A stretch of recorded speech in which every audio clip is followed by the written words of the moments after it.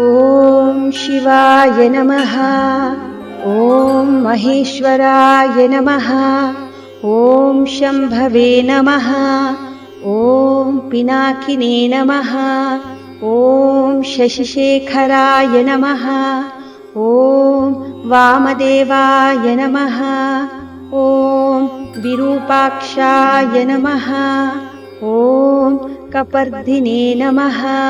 ॐ नीललोहिताय नमः। ॐ शङ्कराय नमः। ॐ शूलपाणये नमः। ॐ खट्वाङ्गिने नमः। ॐ विष्णुवल्लभाय नमः। ॐ शिपिविष्टाय नमः। ॐ अम्बिकानाथाय नमः। ॐ श्रीकण्ठाय नमः। ॐ भक्तवत्सलाय नमः। ॐ भवाय नमः। ॐ शर्वाय नमः। ॐ त्रिलोकेशाय नमः। ॐ शितिकण्ठाय नमः। ॐ शिवप्रियाय नमः। ॐ उग्राय नमः। ॐ कपालिने नमः। ॐ कौमारये नमः। ॐ अन्धकासुरसूदनाय नमः। ॐ गङ्गाधराय नमः। ॐ ललाटाक्षाय नमः। ॐ कालकालाय नमः। ॐ कृपानिधये नमः। ॐ भीमाय नमः। ॐ परशुहस्ताय नमः। ॐ मृगपाणये नमः। ॐ जटाधराय नमः। ॐ कैलासवासिने नमः। ॐ कवचिने नमः।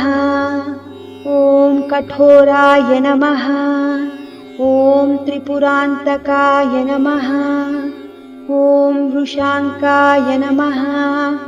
ॐ वृषभारूढाय नमः। ॐ भस्मोद्दूलितविग्रहाय नमः। ॐ सामप्रियाय नमः।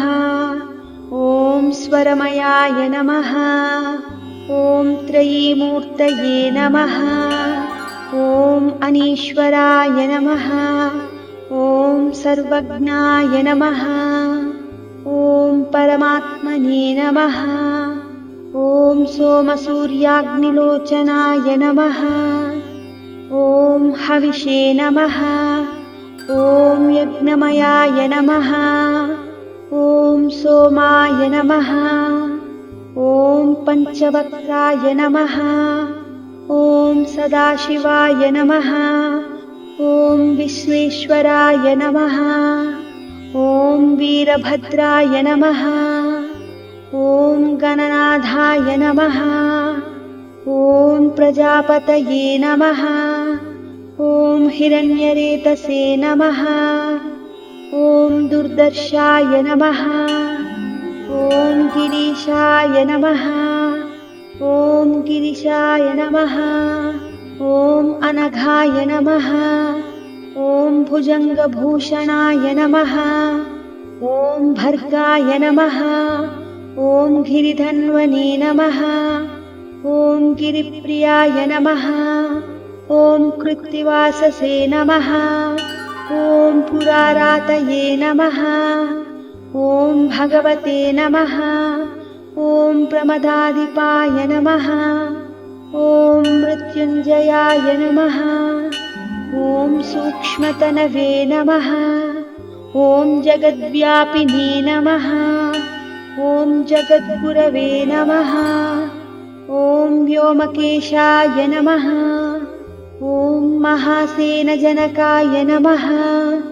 ॐ चारुविक्रमाय नमः। ॐ रुद्राय नमः। ॐ भूतपतये नमः। ॐ स्थानवे नमः। ॐ महिर्भुज्ञाय नमः। ॐ दिगम्बराय नमः। ॐ अष्टमूर्तये नमः। ॐ अनेकात्मने नमः। ॐ स्वात्विकाय नमः। ॐ शुद्धविग्रहाय नमः। ॐ शाश्वताय नमः। ॐ खण्डपरशवे नमः। ॐ अजाय नमः। ॐ पाशविमोचकाय नमः। ॐ मृढाय नमः। ॐ पशुपतये नमः। ॐ देवाय नमः।